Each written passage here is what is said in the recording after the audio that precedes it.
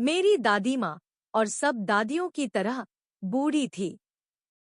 मैं 20 साल से उनकी ऐसी ही झुर्रियोंदार बूढ़ी काया देख रहा था। लोग कहते थे कि वह कभी युवती और सुंदर थी और उनका पति भी था, पर इस पर विश्वास करना कठिन था। मेरे दादा का चित्र बाहर के बड़े कमरे में दीवार पर लगा था। वे दीले से कपड़े पहने थे और सिर पर बड़ी पगड़ी थी। लंबी सफेद दाढ़ी सीने पर नीचे तक फैली थी और वे कम से कम 100 वर्ष के लगते थे। वे ऐसे नहीं लगते थे जिनके एक पत्नी और कई बच्चे भी थे। ऐसे लगते थे जिनके ढेर सारे एक औरत पोते पोतियां ही हो सकते थे। और दादी के बारे में तो यह विचार कि वह कभी सुंदर और जवान भी रही होंगी एकदम गलत लगता था। वह की तस्वीर अक्सर हमें बताती थी कि बचपन में वह क्या खेला करती थी। उनके ये विचार हमें बहुत बेहुदा और भौंडे लगते थे और हम ये बातें उनकी सुनाई देवी देवताओं और मसीहों की कहानियों की तरह सुनकर भूल जाते थे। उनका कद हमेशा छोटा, शरीर मोटा और कमर झुकी झुकी रहती थी। उनके चेहरे पर एक दूसरे को काटती बहुत सी झुर्रियां थी जो हर जगह से निकलकर हर किसी जगह तक दौड़ती नजर आती थी। हमारा मानना था कि वह हमेशा ऐसी ही थी। वह बूढ़ी थी, बहुत ज्यादा बूढ़ी, इतनी ज्यादा कि और बूढ़ी हो ही नहीं सकती थी, और पिछले 20 साल से ऐसी ही बनी रही थी। वह सुंदर तो हो ही नहीं सकती थी, अच्छी जरूर लगती रही होंगी। वह झक सफेद कपड़े पहने घर भर में उचकुचक कर घूमती रहती थी, एक हाथ कमर पर रखे कि संतुलन बना रहे और दूसरे में सुमिरनी जिसे वह हमेशा जपती रहती थी। उनके चांदी की तरह चमकते बाल पीले टेढ़े मेढ़े चेहरे पर बेतरतीब फैले होते और होठों से भजन बुदबुदाती रहती थी। हाँ, वह बहुत अच्छी लगती थी। वह पहाड़ों पर सर्दी के दृश्य की तरह थी, चारों तरफ सफेद बर्फ से ढंकी, जो शांति और संतोष की भावना जगाती है। दादी माँ और मैं बहुत अच्छे मित्र थे। मेरे माता पिता जब शहर रहने गए तो मुझे उनके पास छोड़ गए थे और हम हमेशा साथ रहते थे। वह सवेरे मुझे जगाती और स्कूल के लिए तैयार करती। मुझे नहलाते धुलाते और कपड़े पहनाते समय वह मीठी आवाज में प्रार्थना इस तरह गुनगुनाती रहती जिससे वह मुझे भी याद हो जाए। मुझे उनकी आवाज अच्छी लगती थी इसलिए मैं सुनता तो रहता, लेकिन मैंने याद करने की जहमत नहीं मोल ली। फिर वह मेरी लकड़ी की पड़ी लातीन, जिसे उसने पहले ही साफ करके और खड़िया से पोत कर रखा होता था, और सरकंडे की कलम और मिट्टी का बुदका, सब एक थैले में रखकर मुझे पकड़ा देती। इसके बाद हम शाम की रखी बासी रोटी पर जरा सा घी और शक्कर चुपड़कर नाश्ता करते और स्कूल के लिए चल पड़ते। वह कुछ और बासी रोटियां साथ रखती जिन्हें वह रास्ते के कुत्तों को खिलाती चलती थी। दादी माँ मेरे साथ हमेशा स्कूल इसलिए जाती थी क्योंकि वह गुरुद्वारे का ही हिस्सा था। ग्रंथी हमें वर्णमाला और सवेरे की प्रार्थना सिखाता था। हम बच्चे वरांडे में दोनों तरफ कतार बनाकर बैठ जाते और गाने के स्वर में वर्णमाला या प्रार्थना दोहराते रहते और दादी माँ भीतर जाकर ग्रंथ साहब का पाठ करती। जब दोनों का काम पूरा हो जाता, हम एक साथ वापस घर लौटते। इस दफा गांव के कुत्ते गुरुद्वारे के दरवाजे पर हमें मिलते। वे हमारे पीछे चलते, दादी माँ द्वारा फेंकी जाने वाली रोटियों के लिए लड़ते झगड़ते घर तक आते। जब हमारे माता पिता शहर में आराम से रहने लगे, तब उन्होंने हमें भी बुला भेजा। अब हमारी घनिष्ठता खत्म हो गई। दादी माँ का मेरे साथ स्कूल आना बंद हो गया।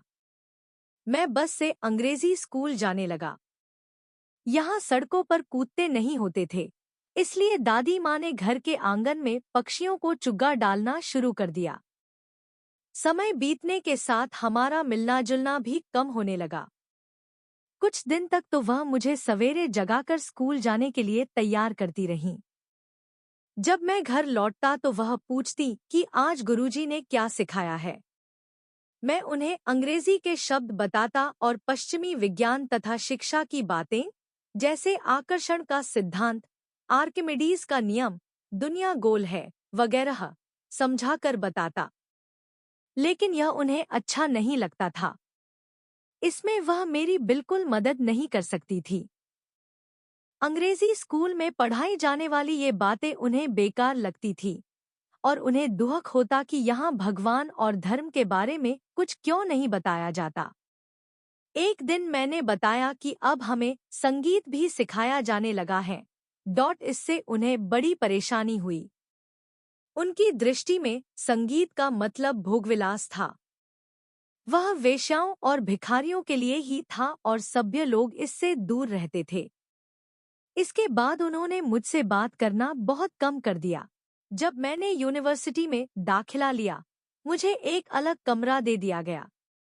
अब हमारा संबंध एकदम समाप्त हो गया। दादी माँ ने चुपचाप यह अलगाव स्वीकार कर लिया। अब वह हर वक्त चरखा चलाती रहती और किसी से बात नहीं करती थी। सवेरे से शाम तक वह सूत काटती और भजन गाती रहती थी। सिर्फ शाम के वक्त वह थोड़ी देर के लिए उठती और चिड़ियों को खाना खिलाती। वरांडे में आराम से बैठी वह रोटियों के छोटे छोटे टुकड़े करती, उन्हें चिड़ियों को डालती रहती और चिड़ियों का झुंड उनके इधर उधर चू चू करता खाता और उड़ता रहता।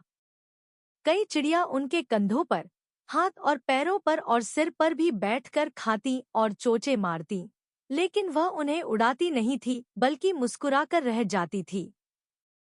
उनके लिए दिन का सबसे सुखी समय यही आधा घंटा होता था। जब मैं उच्च शिक्षा के लिए विदेश जाने लगा, तब मैंने सोचा कि दादी माँ इससे बहुत दुखी होंगी। मुझे 5 साल बाहर रहना था और इस बीच पता नहीं क्या हो जाए। लेकिन दादी माँ ज्यों की त्यों रहीं। उन्होंने कोई दुख नहीं प्रकट किया। वे स्टेशन मुझे छोड़ने आईं और धीरे धीरे प्रार्थना करती रहीं। उनके हाथ में माला थी, जिसे वह चुपचाप जपती रहीं। उन्होंने मेरा माथा चूमा और जब मैं चलने लगा तो मुझे लगा कि उनका यह चुंबन मेरे लिए कितना कीमती है। लेकिन मैं जो सोचता था, वह नहीं हुआ। 5 साल बाद जब मैं वापस लौटा, तो वह मुझे लेने स्टेशन आईं। वे उतनी ही बूढ़ी लग रही थी, जितनी मेरे जाने के दिन थी, उससे एक दिन भी ज्यादा नहीं। उन्होंने कुछ कहा नहीं और मुझे अपनी बाहों में भर लिया। उनकी प्रार्थना मेरे कानों में पड़ रही थी। लौटने के बाद पहले दिन भी मैंने देखा कि वह उसी तरह चिड़ियों को खाना खिलाती, उनसे हल्की फुल्की बातें करती वैसी ही खुश हैं। शाम को उनमें एक परिवर्तन दिखाई दिया। आज उन्होंने प्रार्थना नहीं की। अपने पड़ोस की औरतों को इकट्ठा किया, एक ढोलक ली और उसे बजाकर जोर जोर से गाना शुरू किया। कई घंटे वह इस पुरानी दोलक पर गाती जाती योद्धाओं की घर वापसी के गीत गाती रहीं। हमें उन्हें समझाकर रोकना पड़ा कि इससे उनका तनाव बढ़ेगा। मैंने पहली बार देखा कि उन्होंने हमेशा की तरह प्रार्थना नहीं की। दूसरे दिन सवेरे उन्हें बुखार चढ़ आया। डॉक्टर बुलाया गया तो उसने देखकर कहा कि कोई खास बात नहीं है, बुखार उतर जाएगा। लेकिन दादी माँ ने कुछ और ही कहा। कहने लगी कि अब उनका अंत निकट है। उन्होंने कहा कि कई घंटे से प्रार्थना नहीं की है, इसलिए अब वह किसी से बात नहीं करेंगी, बल्कि सारा समय प्रार्थना में ही बिताएंगी। हमने इसका विरोध किया, लेकिन हमारी बातों को नजरअंदाज करके वह शांतिपूर्वक खाट पर लेटी चुपचाप सुमिरन फेरती प्रार्थना करती रहीं। हमारी उम्मीद से पहले ही उनके होंठ अचानक बंद हो गए, सुमिरनी हाथ से गिर पड़ी और आंखें बंद हो गई। उनका चेहरा हल्का पीला पड़ गया और हम समझ गए कि वह नहीं रही हैं। हमने उन्हें बिस्तर से उठाया और जैसी प्रथा है, धरती पर रख दिया और उनके शरीर पर एक कपड़ा डाल दिया। कुछ घंटे शोक मनाने के बाद हम उनके दाह संस्कार की तैयारी करने लगे। शाम हुई तो हम लकड़ी की एक टिकटी लेकर उनके कमरे में गए। सूरज डूब रहा था और उसकी सुनहरी रोशनी वरांडे तक फैली हुई थी। हमने देखा कि पूरे वरांडे और कमरे में जहां उनका शव रखा था, हजारों चिड़िया चारों तरफ बैठी हैं। वे सब एकदम चुप थी। मेरी माँ उनके लिए रोटियां लेकर आईं, और जिस तरह दादी माँ उनके टुकड़े टुकड़े करके उनके सामने डालती थी, उसी तरह वह भी करने लगी। लेकिन चिड़ियों ने उन पर ध्यान नहीं दिया। जब हम दादी माँ की अर्थी उठाकर बाहर लाए, तब वे चुपचाप उड़ गईं। दूसरे दिन सवेरे भंगी ने रोटी के वे टुकड़े इकट्ठा किए और कूड़ेदान में डाल दिए।